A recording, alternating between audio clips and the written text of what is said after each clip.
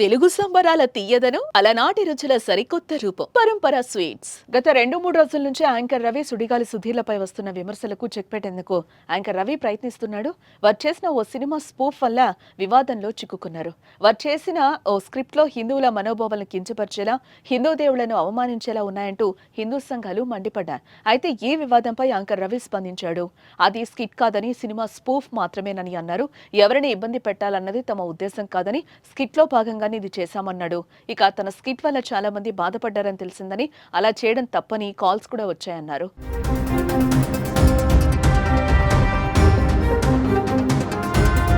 తప్పైంది, క్షమించాలని, ఇక ముందు ఇలాంటివి జరగకుండా చూసుకుంటామంటూ నిన్న వివరణ ఇచ్చాడు. అయితే తాజాగా ఇవాళ మరోసారి ఓ వీడియో రిలీజ్ చేశాడు యాంకర్ రవి. హిందువుల మనోభావాలను దెబ్బతీయాలన్నది తమ ఉద్దేశం కాదన్నాడు. ఇది ప్రత్యేకంగా రైటర్ను పెట్టుకొని రాయించిన స్కిట్ కాదు, ఇది ఒక సినిమా స్పూఫ్. ఒక సినిమాలోని సీన్ ను స్టేజ్ పై ప్రదర్శించాం. అయితే దీనివల్ల చాలా మంది హిందువులు బాధపడ్డారని తెలిసిందే. అలా చేయడం తప్పు అని చాలా కాల్స్ వస్తున్నాయి. అందుకే ఇంకోసారి ఇలాంటివి చేయకుండా జాగ్రత్త పడతాం. తను హిందువేనని, ఛత్రపతి శివాజీని ఫాలో అవుతాను, హనుమాన్ చాలీసా చదువుతాను, రోజు ఓం నమ శివాయ అనే నామాన్ని పఠిస్తాను అంటూ చెప్తూ అసలు ఏం జరిగిందో తన మాటల్లో మరోసారి చెప్పుకొచ్చాడు. అయితే నిన్నంతా చెప్పిన తర్వాత న్యూస్ ఛానల్స్ వాళ్ళు వ్యూస్ కోసం రకరకాల థంబ్నెయిల్స్ పెట్టి వార్తలు రాస్తున్నారు. వాటిని నమ్మకండి, మళ్ళీ ఇలాంటివి మరోసారి రిపీట్ కాకుండా జాగ్రత్త పడతాను అంటూ వీడియోలో రవి క్లారిటీ ఇచ్చాడు.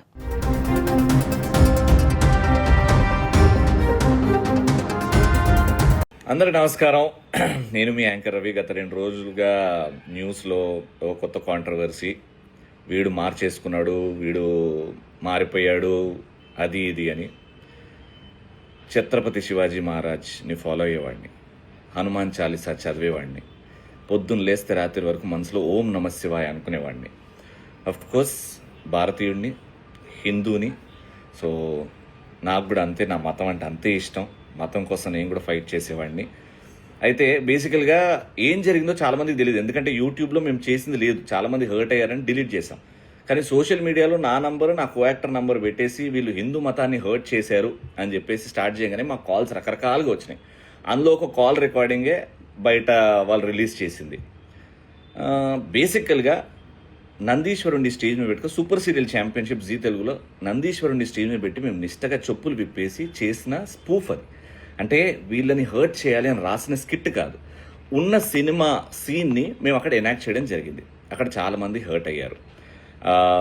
హర్ట్ అయిన దానికి నేను ఇంకోసారి అంటే వీడియో కూడా రిలీజ్ చేశాను, ఇంకోసారి ఇలాంటివి రిపీట్ అవ్వకుండా చూసుకుంటామని. చేసింది ఏమీ లేదు, నేను మాట్లాడింది హిందూ మతాన్ని, హిందూ దేవుణ్ణి అన్నది నా నోటి నుంచి ఏమీ లేదు, ఎప్పుడు అన్నాను.